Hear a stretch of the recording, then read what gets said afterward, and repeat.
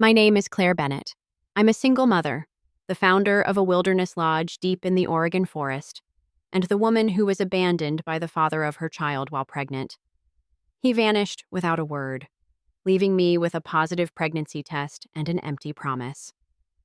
10 years later, he came back, not to apologize, but to build a multi-million-dollar resort right next to my land. And he had no idea he had a daughter. Before I share the full story, drop a comment to let me know where you're watching from.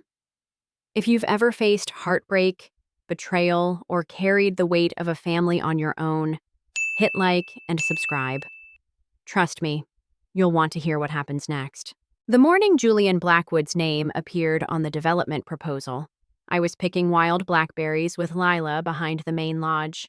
My daughter's fingers were already purple-stained, her mouth twisted in concentration as she reached for the fattest berries on the highest branches. "Mom, boost me up," she said, and I did, wrapping my arms around her slight 9-year-old frame. She smelled like pine sap and sunshine. That's when Maria, my assistant manager, came running up the trail, waving a manila folder like it was on fire. "Claire, you need to see this. Now." I set Lila down gently. "Go wash your hands, sweetheart. Save some berries for the guests' breakfast." She skipped away, braids bouncing, humming that tune she'd been composing all week. Always creating something, my girl.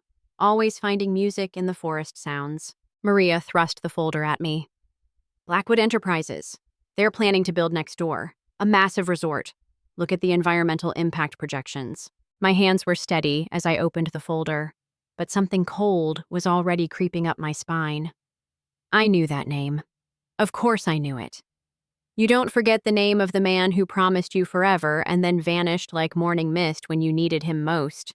There it was, bold on the letterhead, CEO Julian Blackwood. The forest sounds faded. The birds, the wind in the Douglas firs, even my own heartbeat. Everything went silent except for the memory of his voice. "I'll call you tomorrow, Claire. We'll figure everything out, I promise." Tomorrow never came. Neither did the call. 10 years. 10 years I'd built this life, acre by acre, guest by guest, season by season. I'd turned 20 inherited acres of Oregon wilderness into Wild Pines Lodge, a place where families could disconnect from their screens and reconnect with each other, where kids like Lila could grow up knowing the names of trees and the songs of birds. And now he was coming to destroy it all. "Claire?" Maria touched my shoulder. "You okay? You've gone white." I closed the folder, tucked it under my arm. "I'm fine. Set up a meeting with the town council. We'll need support to fight this." But I wasn't fine. My legs felt like water as I walked back to the lodge. Through the dining room windows, I could see Lila helping our cook, Thomas, set tables for lunch. She'd made centerpieces from wildflowers and moss, each one unique. She had an artist's eye, my daughter. His daughter. The daughter he'd never wanted to know about. I went to my office, locked the door, and let myself remember. Just for a moment. The University of Oregon campus in spring. Julian, with his serious eyes and unexpected laugh. The way he'd quote Thoreau while we hiked Spencer Butte. How he'd promised that money would never change what we had. But money hadn't changed him. Fear had. Fear and that woman who called herself his mother but treated him like a business asset. Evelyn Moore, who'd made it crystal clear that a pregnant girlfriend from a middle-class family would compromise Julian's trajectory. I pulled out my phone and scrolled to the Blackwood Enterprises website. There he was, older now, wearing a suit that probably cost more than I made in a month. Same dark eyes, but harder. Same strong jaw, but set in a way that suggested he'd forgotten how to smile. "Mr. Blackwood will personally oversee the Willamette Valley Development Project," the press release said. "This marks Blackwood Enterprises' most ambitious eco-luxury resort to date." Eco-luxury? I almost laughed. As if you could slap eco in front of destruction and make it noble. Through my window, I watched an eagle circle above the tree line. We'd worked so hard to bring them back to this area. The whole ecosystem was finally healing after decades of logging. The salmon were returning to our stretch of river. Black bears raised cubs in our woods. And he wanted to build a resort. Here, next to everything I'd protected, everything I'd built without him. A knock on my door made me jump. "Mom?" Lila's voice was muffled. "Thomas says lunch is ready. Are you coming?" "Be right there, baby." I deleted the Blackwood Enterprises page from my browser history. A stupid, instinctive action as if Lila could somehow sense her father through my search history. Then I stood, straightened my flannel shirt, and prepared to face my daughter across the lunch table without letting her see that her whole world was about to shift. He arrived on a Tuesday. I knew he was coming. The town council meeting was scheduled for Thursday, and Maria had heard through her networks that the CEO himself was flying in to scout locations. But knowing something intellectually and having it walk through your front door are two different creatures entirely. I was in the vegetable garden with our guests, teaching a family from Portland how to identify which tomatoes were ready for picking. The 6-year-old boy had dirt smudged across his cheek and kept asking if vegetables could feel pain. I was kneeling beside him, explaining how plants wanted us to eat their fruit to spread their seeds, when I heard the car. Not just any car.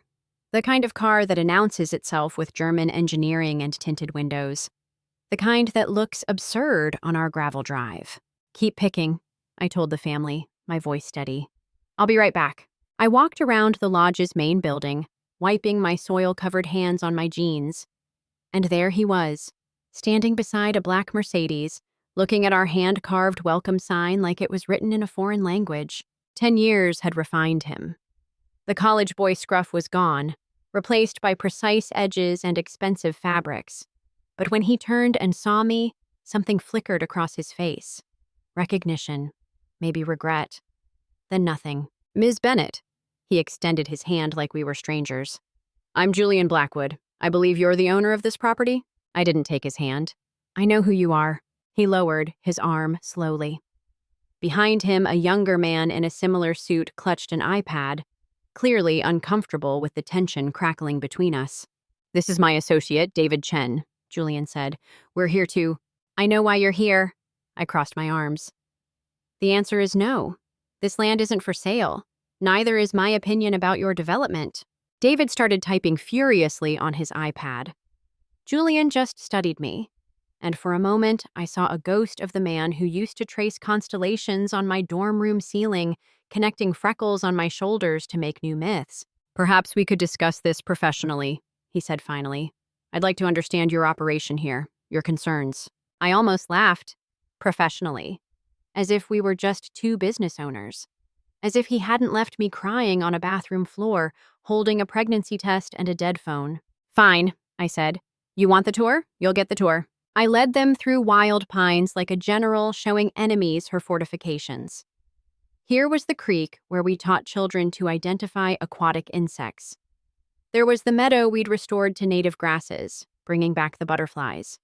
This was the beaver dam that had naturally formed once we'd removed invasive species from the waterway. Julian listened, asked intelligent questions, took notes in a leather portfolio. David documented everything with his iPad camera. And I hated how Julian remembered things, like when we passed the massive Douglas fir and he touched its bark briefly, the way he used to when we'd hiked together. "How long have you been running this place?" he asked as we circled back toward the lodge. 9 years? I didn't add, since Lila was 4 months old and I finally stopped waiting for you to call. "It's impressive," he said, and sounded like he meant it. "The integration with the natural environment, the educational components. It's not impressive. It's necessary." I stopped walking, faced him directly. Every child who comes here learns that they're part of something bigger, that the forest isn't just scenery, it's a living system. Your resort would destroy that. My resort would bring jobs, economic growth. Your resort would bring traffic, noise, light pollution, runoff into the watershed. I counted on my fingers, the way I'd seen Lila do when she was making a point. The elk would stop using this corridor. The owl nesting sites would be abandoned. You'd fragment the ecosystem for what? Another place for rich people to pretend they're outdoorsy while getting spa treatments? His jaw tightened. "You don't know." "Claire?" We both turned. Lila stood 20 feet away, a basket of eggs balanced on her hip. She looked between us, curious but unworried. My heart hammered against my ribs. "Hey, baby, these gentlemen were just leaving." But Julian was staring at Lila. At her dark eyes, his eyes, at the way she stood with her weight on one hip, his stance, at the stubborn set of her chin that was purely him, not me. "Is this your daughter?" His voice came out strangled. Lila walked closer, unafraid. She'd grown up around strangers, guests coming and going. "I'm Lila. Are you here for the composting workshop? That's not till Thursday." I stepped between them. "Lila, go help Thomas with dinner prep." "But Mom!" "Now please." She shrugged and headed inside, shooting one last curious glance at Julian. When she was gone, I turned back to find him doing calculations in his head. I could see the math working behind his eyes. "How old is she?" he asked quietly. "That's none of your business." "Claire, how old?" I lifted my chin. 9, she's 9. That night, after Lila was asleep, I sat on my cabin's porch and let myself remember what I'd locked away for so long. The weeks after Julian disappeared were a blur of disbelief and morning sickness. I'd called until his number was disconnected, emailed until the messages bounced back, even drove to his apartment to find he'd moved out, no forwarding address. The first letter I'd written was desperate. "I'm pregnant, please call me. We can figure this out together." I'd sent it to his parents' house, the return address I'd found on an old birthday card. It came back unopened. "Return to sender," stamped in red. The second letter was angrier. The third, pleading. By the fourth, I was showing, and my parents were asking questions I couldn't answer. All returned, all refused. It wasn't until I was 7 months along that I understood. I'd gone to Portland for a prenatal appointment and stopped at a coffee shop near the hospital. There, on the society page of the newspaper, was a photo of Julian at some charity gala. The caption, "Blackwood heir Julian with mother Evelyn Moore Blackwood, who recently restructured the family business to position her son as future CEO." And I knew. Evelyn had won. The sound of gravel crunching pulled me from memory. A figure walked up my drive, tall, shoulders hunched like he was fighting wind. I knew that walk. "How did you find my cabin?" I asked when Julian stopped at the bottom of my porch steps. "Your assistant, Maria." I may have implied it was urgent lodge business. He stood in the moonlight, hands in his pockets. "We need to talk." "No, we don't. She's mine." Not a question. I pulled my knees to my chest. "She's mine. Only mine. You made that choice 10 years ago." "I didn't know." "Bullshit." The word cracked like a whip. "I tried everything. Letters. Calls. I even went to your mother's house. Did she tell you that?" Security turned me away at the gate. He sank onto the bottom step, head in his hands. "She told me you'd moved on, found someone else, that you'd taken care of it." The words hit like cold water. "Taken care of it?" "She said she'd spoken to you, given you money for the procedure, that you'd agreed it was best for everyone." His voice was hollow. "I was 26 and stupid, and I believed her because believing her was easier than fighting her." I laughed, but it came out like breaking glass. "And you never thought to verify? Never wondered why I'd suddenly vanish after telling you I loved you?" "I tried to forget you." He looked up at me then, and in the moonlight I could see the Julian I'd known, buried under a decade of expensive suits and corporate decisions. "It didn't work. Nothing worked. I threw myself into the business, told myself you were better off, told myself—" He stopped. "What's her name? You said Lila?" "Lila Jane Bennett." I emphasized the last name. "She likes butterflies and symphonies and peanut butter sandwiches cut in triangles, not squares. She can name every tree species on this property, and she's learning piano from YouTube videos because I can't afford lessons. She's brilliant and kind and stubborn, and she has absolutely nothing to do with you. She has my eyes. She has her own eyes." We sat in silence. Somewhere in the woods, an owl called. Another answered. Lila had taught me their names. Great horned owls, probably the mated pair that nested in the old growth grove. "What did you tell her about me?" Julian asked finally. "That her father was someone who had important things to do far away. That it wasn't her fault. That she was wanted and chosen and loved." I wrapped my arms tighter around my knees. I gave her what truth I could without lying. "I'm sorry." The words fell between us like stones in still water. "I'm so fucking sorry, Claire." Sorry doesn't give her back 10 years of having a father. Sorry doesn't erase the nights I walked her through colic alone or the times she asked why other kids had dads at their school plays. I stood up. And sorry definitely doesn't mean you get to waltz in now and… I know. He stood too, faced me. I know it doesn't, but I'm here now, and that has to count for something. You're here to destroy our home. That's what counts. I went inside and locked the door. Through the window, I watched him walk back down the drive, shoulders bowed like he was carrying something heavy. Good, I thought. Let him carry it.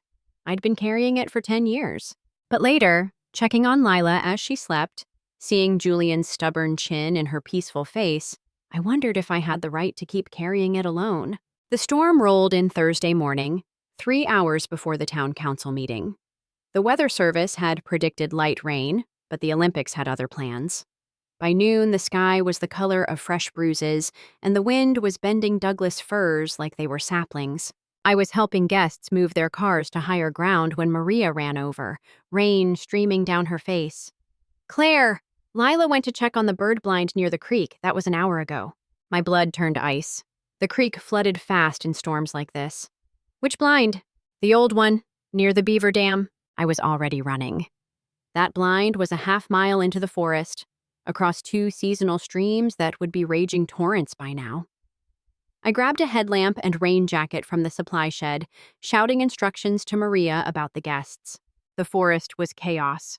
Trees groaned and cracked. Branches flew like missiles. The usual trail was already ankle-deep in water. I pushed through, calling Lila's name, the sound swallowed by wind and rain.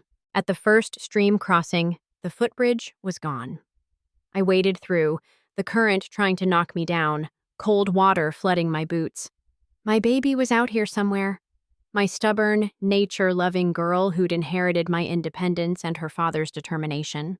Lila! I screamed into the storm. I was almost to the second crossing when I saw him. Julian, soaked through his expensive jacket, fighting his way up the trail from the opposite direction. Maria told me, he shouted over the wind. I know these woods. Let me help. There was no time for anger. The beaver dam, I yelled back. She loves watching them. She wouldn't have left even when the storm started. We pushed forward together.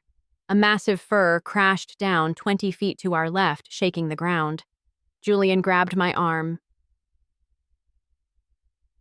pulled me against a sturdy trunk as debris flew past.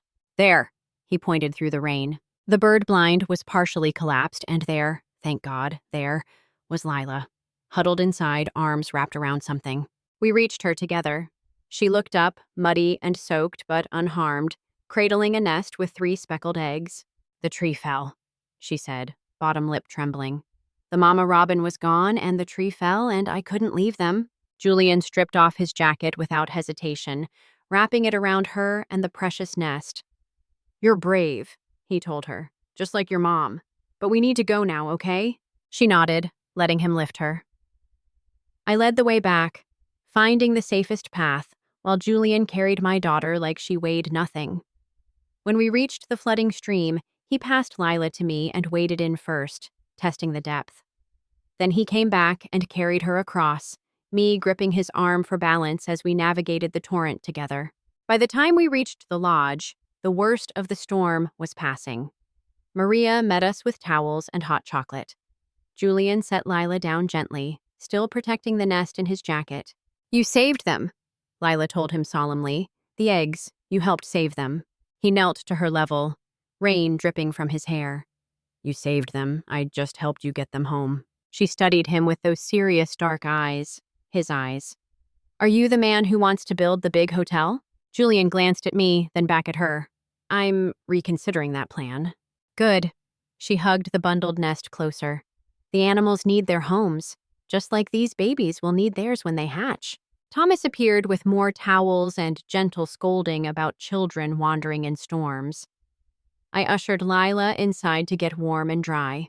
When I looked back, Julian was still kneeling in the rain, staring at the spot where she'd been. Later, after Lila was bathed and fed and tucked in bed with the nest in a box beside her, I found Julian on the lodge's covered porch. He'd changed into borrowed clothes, Thomas's flannel and jeans that almost fit. Thank you, I said simply. He was watching the last of the storm clouds roll east. She's incredible. She is. She has your courage, your connection to this place. He turned to me. And my stubbornness, apparently.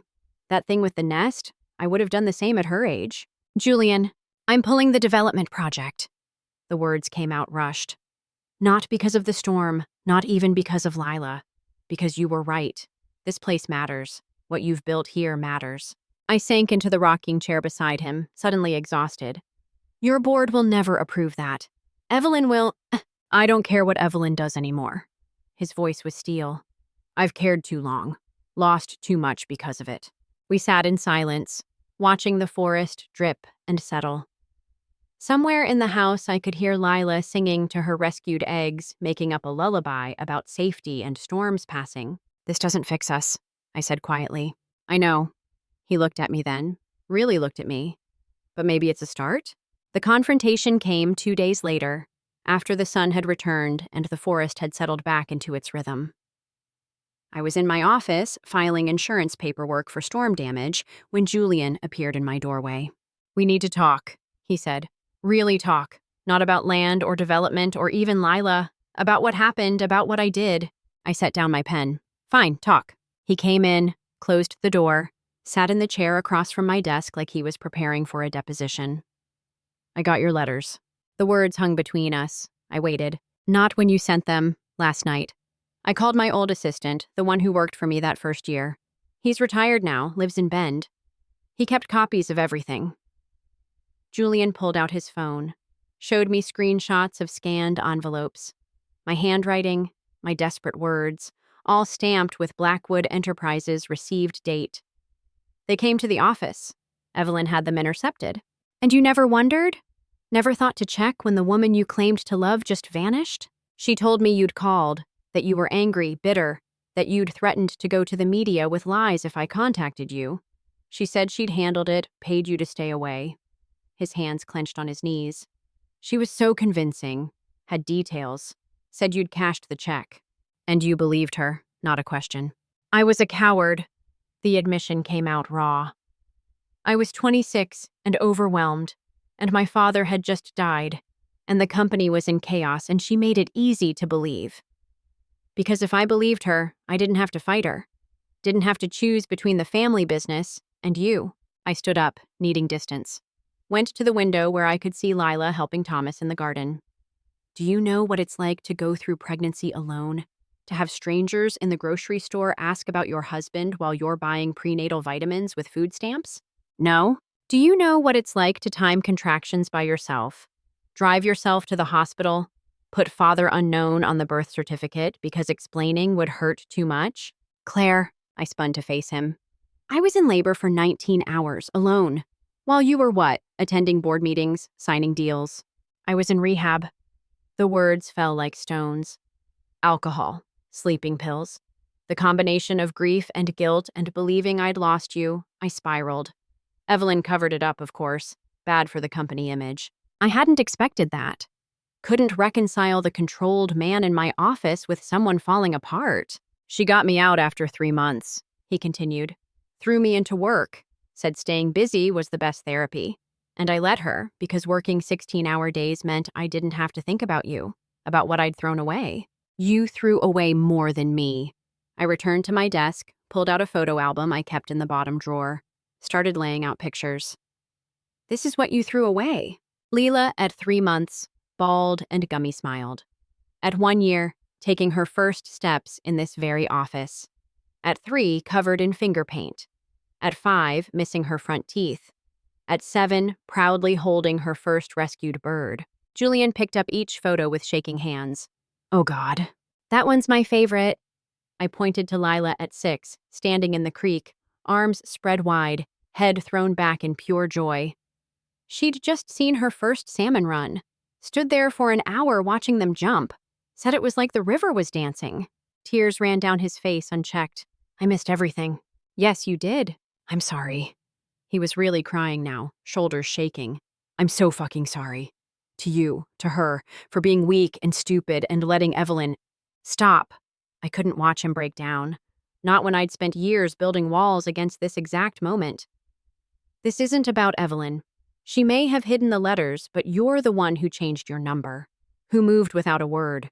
Who chose to believe I'd take money to disappear. You're right.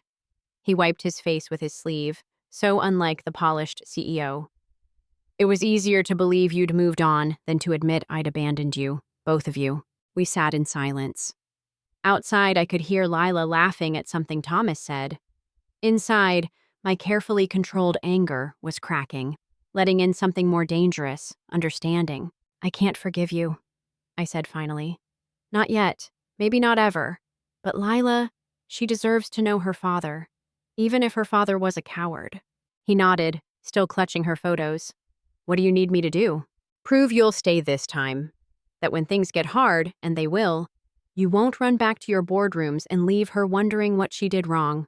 I'll prove it, he said, however long it takes. Looking at him holding those pictures, seeing the man I'd loved buried under a decade of regret, I almost believed him. Evelyn Moore Blackwood arrived in a helicopter.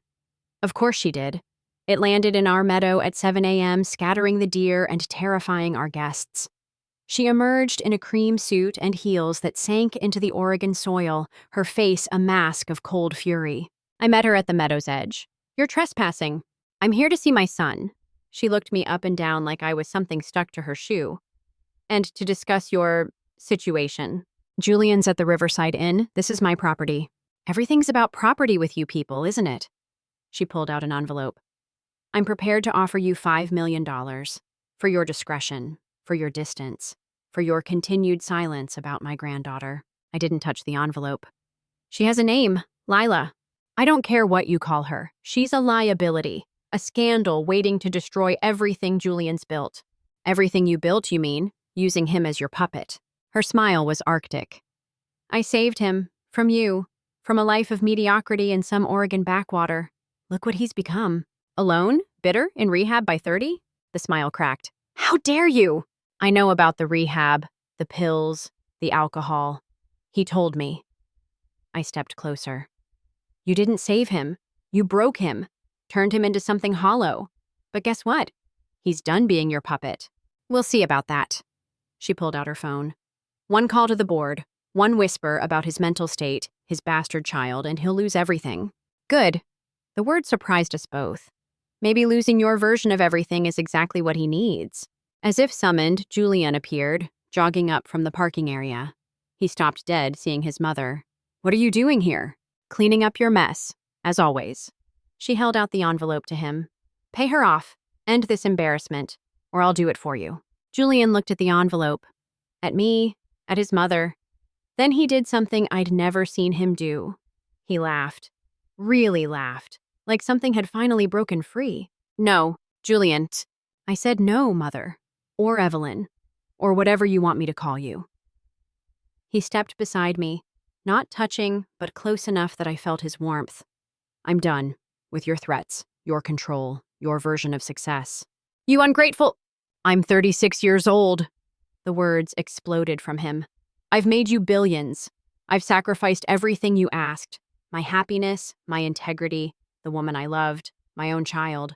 And for what? So you could play puppet master? Evelyn's face went white. If you throw away everything I've built. Everything you built? Julian laughed again, bitter this time. I built it. Every merger, every acquisition, every soul-crushing board meeting, that was me, not you. Using my strategies, my connections. Then take them. He pulled out his phone, started typing. I'm texting the board my resignation, effective immediately. You can't. Watch me. He hit send, then pocketed the phone. I'm done, Evelyn. Keep the company. Keep the money. Keep whatever makes you happy. But you don't keep me. Not anymore. She turned to me, vicious. You did this. Poisoned him against me. No, I said quietly. You did this. 10 years ago when you decided your ambition mattered more than his happiness. Happiness doesn't pay bills, doesn't build legacies. No, Julian said, but it builds lives worth living, and I'm going to try to build one. With or without your approval. Evelyn straightened her jacket, composed herself. You'll be back. When the romance wears off, when you're changing diapers and paying for soccer camps instead of closing deals, you'll remember what real power feels like. I hope not, Julian said simply. She left the way she came, in a cloud of noise and destruction. We stood in the meadow, watching the helicopter disappear over the tree line. Did you really just quit? I asked. I have savings. Investments she doesn't control, enough to start over. He turned to me. I meant what I said. I want to build a life worth living. But Claire, I know that might not include you, or Lila. I know I have to earn— Julian, I stopped him. One step at a time. First, you need to tell Lila the truth. She deserves that. We'll figure out the rest as we go. He nodded, looking suddenly young despite his gray temples. When I thought about my brave girl who saved bird eggs in storms and named every tree on the property. Tonight, after dinner, we'll tell her tonight. The meadow was already healing from the helicopter's violence. Grass springing back, deer creeping from the forest edges. Nature was good at recovery, at finding ways to grow around damage. Maybe people could be too. I made Lila's favorite dinner, mac and cheese from scratch, the way my mother taught me. She knew something was different. Kids always know.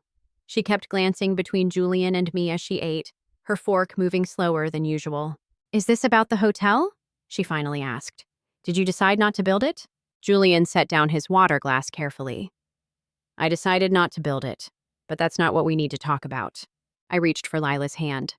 Baby, remember how I told you your dad was someone who had important things to do far away? She nodded, eyes wide. Well, that wasn't exactly true. Sometimes grown-ups make mistakes, big ones, and sometimes they get scared and confused and don't know how to fix them. Mom, you're scaring me. I'm sorry, I'm not saying this right. I looked at Julian, helpless. He leaned forward, meeting Lila's eyes. Lila, I'm your father, your biological father. And I didn't know about you until a few days ago, but that's not your mom's fault. It's mine. I left before you were born, and I didn't know your mom was pregnant, and You're lying. Lila pulled her hand from mine, shaking her head. My dad is far away. He's busy. You're not. Lila. She pushed back from the table so hard her chair tipped over. You left? You left Mom? You left us? I didn't know. I don't care. She was crying now, backing toward the door. I don't care what you knew. You left. And now you're here and you want to, what, play dad? Build hotels and ruin everything? Lila, please, I started, but she was already running. The screen door slammed behind her. Julian half rose, but I stopped him. Let her go. She needs space. She'll go to the Lily Hill. It's where she goes to think. Should we? Give her 20 minutes. Then we follow. We cleaned up dinner in silence, the mac and cheese congealing on abandoned plates. Finally, I couldn't stand it. That went well, I said, trying for levity. She hates me. Julian was staring out the window. She should hate me. She's 9, and hurt, and confused. I dried the last plate. She doesn't hate you. She hates the situation. Same thing, isn't it? No, you'll see. We found her exactly where I expected, on the hill overlooking the valley, surrounded by wild lilies. She was sitting with her knees drawn up, tearing grass into tiny pieces. This is where I was born, she said without looking at us. Mom told me. Right here in the flowers. The midwife said I was in a hurry to see the world. Julian lowered himself to the grass a careful distance away. Your mom's brave, having a baby outside. She's the bravest. Lila glanced at him sideways. You really didn't know about me? Really? But you left her. When you loved her. Why would someone do that? Julian was quiet so long I thought he wouldn't answer. Then, because I was scared. Because someone told me leaving was the right thing to do, and I was too weak to question it. Because I was young and stupid, and I thought success meant money and power instead of this. He gestured at the lilies, the valley, us. Lila considered this. That was really stupid. Yes, it was. Are you still stupid? Despite everything? I almost laughed. Julian's mouth twitched too. I'm trying not to be, he said seriously. But I might need help. I've been stupid for a long time. Lila pulled up another handful of grass. Mom says the deer are smart enough to come back even after hunters scare them away. But it takes time. And they have to learn new patterns. Safe patterns. Your mom sounds wise. She is. Lila finally looked at him directly. If you're my dad, and I'm not saying I believe you yet, then why do you dress like that? Like a banker? Mom says my dad would love the forest. Julian looked down at his clothes. He'd put the suit back on after the storm. I used to love the forest. When I was young, your mom and I used to hike every weekend. So what happened? I forgot, I guess. Forgot what was important. Lila stood, brushed off her jeans. Well, you better remember, If you want to stay, we don't need any more forgetting people here. She walked back toward the lodge, leaving us among the lilies. I could see her silhouette against the sunset, small but strong. Did she just give me a chance? Julian asked. Maybe, a small one. Don't waste it. He reached for my hand, then stopped. Claire, Don't. I stood. This isn't about us. Not yet. Maybe not ever. This is about her. Prove yourself to her first, the rest. We'll see. We walked back in silence, but for the first time in 10 years, it wasn't the silence of things unsaid. It was the silence of things beginning. 3 months later, I woke to the sound of hammering. Through my window, I could see Julian and Lila working on something by the vegetable garden. She was wearing the child-sized tool belt he'd given her, gesturing emphatically while he nodded along. They were building a greenhouse. Lila's idea, a place to start seeds for the meadow restoration project Julian was funding. Not through Blackwood Enterprises, which he'd walked away from entirely, but through the environmental consulting firm he'd started. Turns out, a decade of corporate development taught him exactly how to fight corporate development. Mom! Lila burst through my door. Come see, we figured out the ventilation problem. I followed her outside, still in my pajamas and rain boots. Julian looked up from the frame he was securing, sawdust in his hair. He'd been staying at the Riverside Inn, but spending his days here, learning Lila's rhythms, earning her trust inch by careful inch. The panels will open automatically when it gets too hot, Lila explained, demonstrating with her hands. Julian found these special hinges that work with temperature, not electricity. So even if the power goes out, the plants won't cook. Julian found them, but you figured out how to install them, he corrected, and she beamed. I made coffee while they worked, watching through the kitchen window. 3 months of this careful dance. Julian learning to be a father. Lila learning to let him. Me learning to see him as he was now, not who he'd been. He'd started small, showing up to help with storm repairs, bringing books about the local ecosystem, asking Lila to teach him what she knew about the forest. Never pushing, never assuming, just present. The town had been skeptical at first. The corporate developer's sudden change of heart felt like a trick. But when he'd used his own money to buy the threatened land and donate it to the Forest Service, when he'd started showing up to town meetings to advocate for watershed protection, when he'd spent weekends clearing invasive species with the volunteer groups, slowly, they'd started to believe. Claire? Julian stood in the doorway, brushing off his hands. Can we talk? I handed him coffee. About? The future. Lila's future. He sat at my kitchen table in what had become his spot. I've been thinking about schools.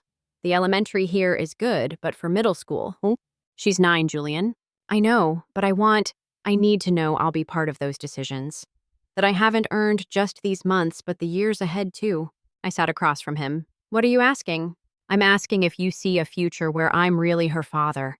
Not just the guy who shows up on weekends, not just the one who pays for things, but her dad, the one she calls when she's scared, the one who teaches her to drive, the one who walks her down the aisle someday. Through the window, I could see Lila arranging the greenhouse shelves, completely absorbed in her work.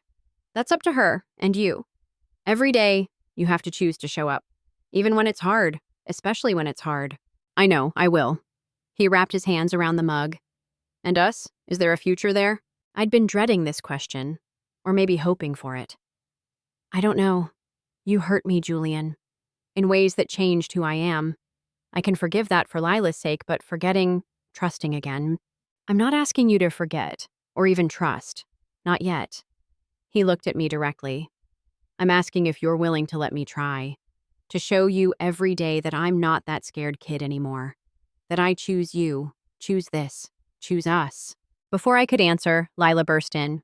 Mom, Julian, a deer had her baby in the meadow. Twins, come see. We followed her outside, where sure enough, a doe stood in the morning light, 2 spotted fawns wobbling beside her.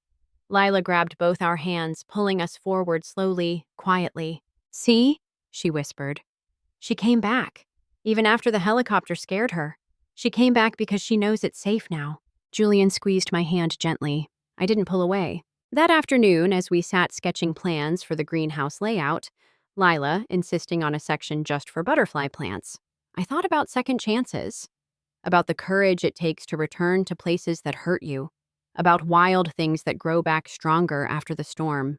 We should plant lilies, Lila announced. Wild ones, like where I was born, so even in winter we can remember that spring comes back. Julian met my eyes over her head. Spring always comes back, he agreed quietly. And maybe, I thought, watching my daughter and her father plan their garden, sometimes it brings new growth with it.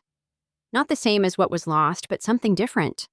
Something that might, with patience and care and daily choices, grow into something beautiful. The deer moved slowly across the meadow, fawns following their mother's careful steps, learning the safe paths, building trust in the world step by wobbling step. We had time, I decided. Time to walk and see, time to see what would grow.